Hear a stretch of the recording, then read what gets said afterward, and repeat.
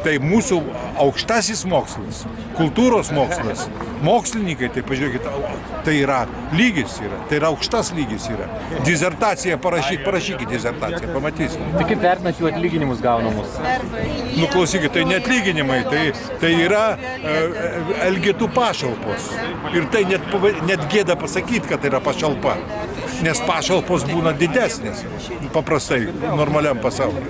Tai pagrindinis mūsų reikalavimas yra didinti mokslininkų atlyginimus.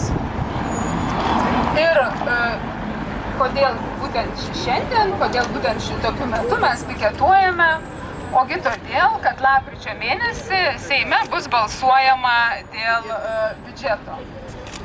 Šiuo metu Seimui jau pateiktas svarstyti biudžeto projektas, kuriame, kaip jūs visi gerai žinote, ir vėl nėra numatyta jokių papildomų lėšų mokslininkų atlyginimams didinti.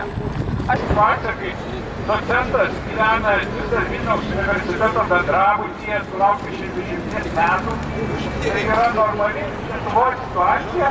Kad Lietuvoje yra tokia situacija, kad kai mokytojai išeina ir nuolat streikuoja, į juos kažkiek atsižvelgia. O kai žmogus yra baigęs universitetą, doktorantūrą ir yra 10 metų atsimokęs, jo alga kartais siekia 340 eurų, tai irgi nėra normalu.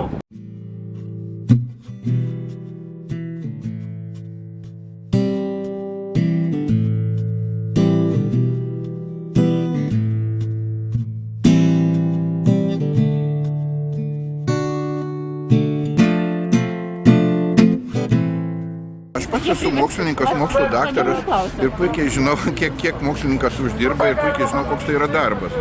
Nes 12 metų atidaviau institutė grinai darbo, paskui aukštoje mokykloje ir taip toliau. Tai iš tikrųjų yra sunkus darbas, labai kruopštus, labai atsakingas ir labai menkai apmokamas. Tas teisybė. Tai manyčiau, kad iš tikrųjų reikėtų spręsti tą problemą netidėliotinai. Naujoji valdžia įspręsti. Šviesių žmonių politikams nereikia, nes šviesų žmonės supranta, ką jie šneka. Netiki jų visais tais, atsiprašant, demagogijų.